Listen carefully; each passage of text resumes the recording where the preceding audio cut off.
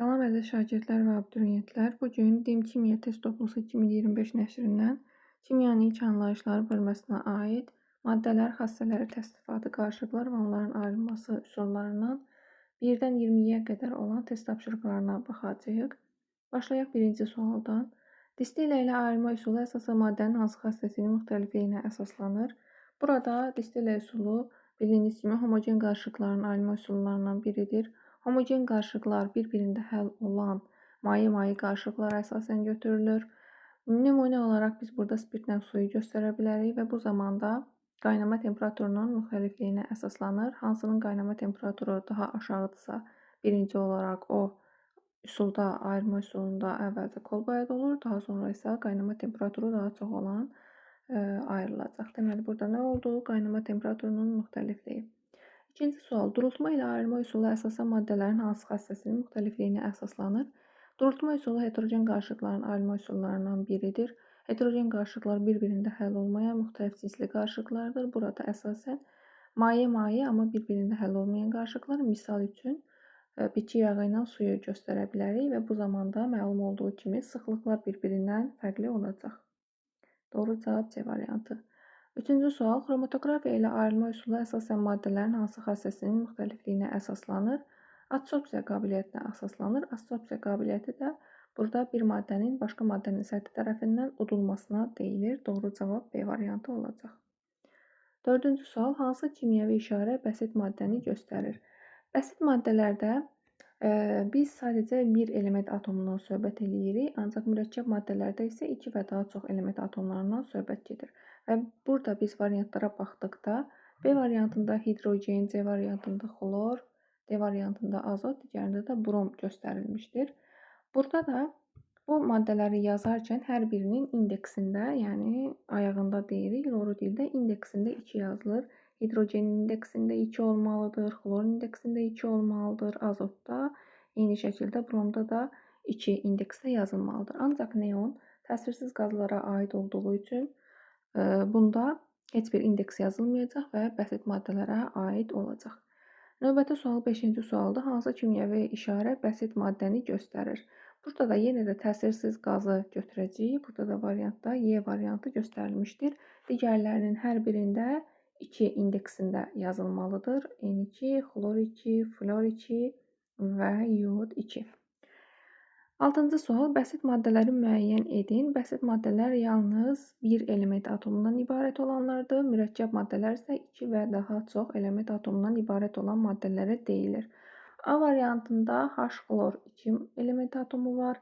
B variantında H2O, C variantı doğru cavab olacaq. Çünki burada hidrogen və oksigenden söhbət gedir. D variantında yenə 2 element atomu, həm H2O, həm H-xlor. Y variantında da H-xlorda 2 element atom olduğu üçün mürəkkəb maddələrə aid olunur. 7-ci sual. Mürəkkəb maddələri müəyyən edin. Təkrar qaydanı etməyə ehtiyac yoxdur. Burada da yenə birinci və üçüncü olacaq. Doğru cavab B variantı. 8. Bəsit maddələri müəyyən edin.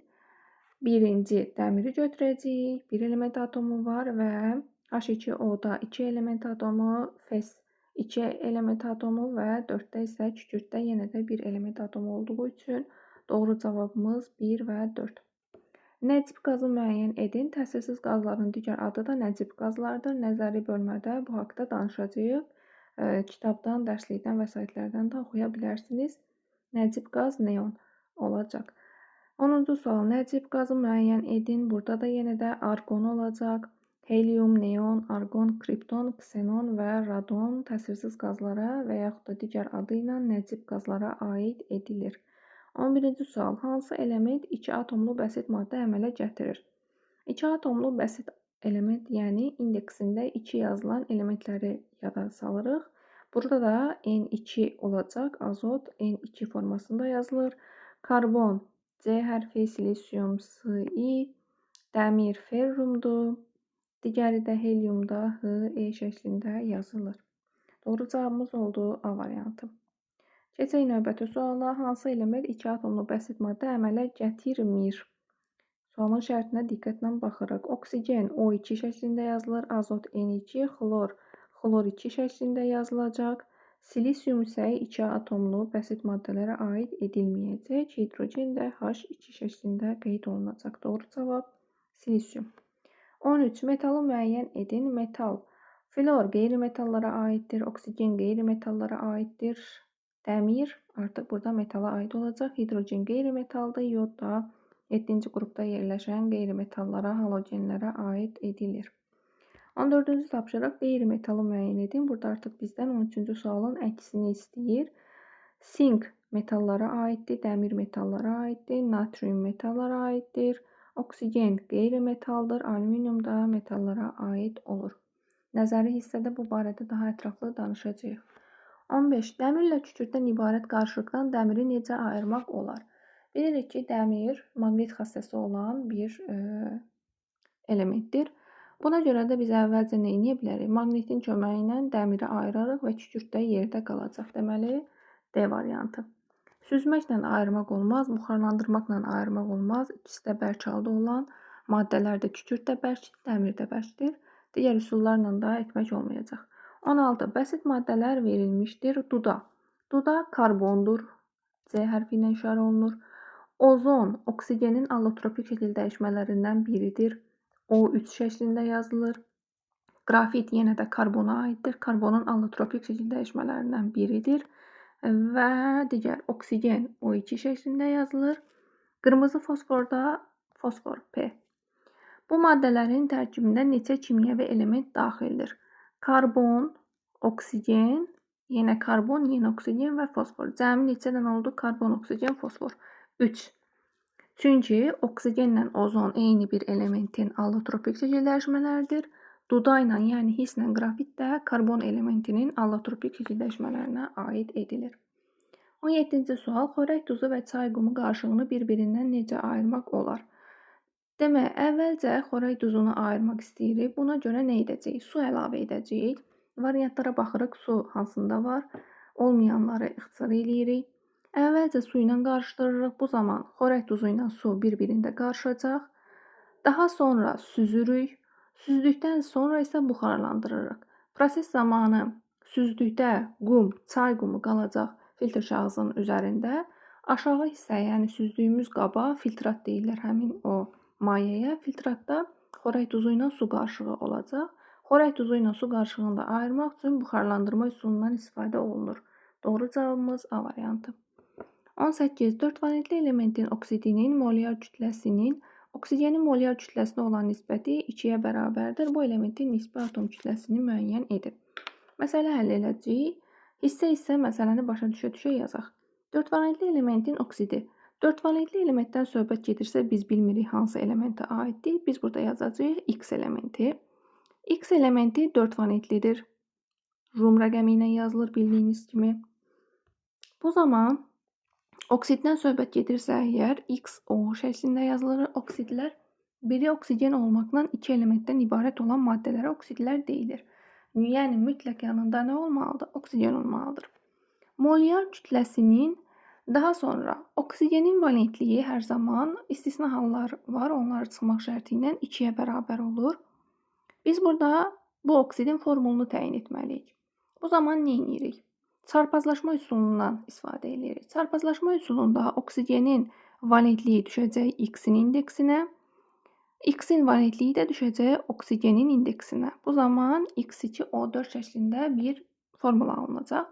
Burada da əgər ixtisar etmək mümkün olursa ixtisar aparacağıq. 2 ilə 4-ü ixtisar etdikdə 1 və 2 alınacaq. İxtisar etdikdən sonra X1 yazılmır və oksigenin də indeksində 2 yazacağıq. XO2 formulunu alacağıq. Daha sonra davam edirik. Bu oksidin molyar kütlənin tapılması düsturundan bilirik ki, M molyar kütlə bərabər olur. Hardan yazım? M molyar kütlə bərabər olur. X bilmirik kütləsi nəyə bərabərdir? Plus oksigenin kütləsi 16 verilib burada. 16-nı vuracağıq oksigenin indeksinə. Bu zaman 32 alacağıq. 16 vur 32. 16 vur 2, 32. Deməli, bizim oksidin molyar kütləsi X plus 32-yə bərabərdir. Davam edirik. Molyar kütləsinin oksigenin molyar kütləsinə olan nisbəti. Yəni bu aldığımız oksidin molyar kütləsinin oksigenə olan nisbəti bölünsün 32. Oksigenin molyar kütləsi O2-dir. Oksigen O'dur. O2 bərabər olur 16 vurulsun 2-yə 32. X plus 32 bölünsün 32 nisbəti 2-yə bərabərdir. Buradan da hesablamanı apardıqda tapacağıq ki, x bərabər olacaq 32-yə. Deməli, bu elementin nisbi atom kütləsi nəyə bərabərdir? 32-yə. Daha sonra keçirik növbəti tapşırığı yazmağa. Eyni cinsli qarışığı müəyyən edin. Eyni cinsli qarışıqlar burada qumla xörək duzu, dəmirlə qum, daha sonra kükürlə su, benzinlə su, xörək duzu və su. Eyni cinsli qarışıqlar homogen qarışıqlara deyilir. Homogen qarışıqlar bir-birində həll olduqdan sonra adi gözlə görünməyən qarışıqlardır. Və burada da bizim doğru cavabımız olacaq Y variantı. Eyni cinsli qarışığı müəyyən edin. Kükürt tozunun qumla qarışığı, qumun gillə qarışığı, dəmir tozunun kükürt tozu ilə qarışığı. Doğru cavabımız Y variantıdır. Etil spirtinin su ilə qarışığı. Etil spirti ilə su bir-birinə qarışdıqda adi gözlə həmin qarışıqda ayırmaq olmur ki, hansı etil spirtidir, hansı isə sudur. Bu günlük bu qədər.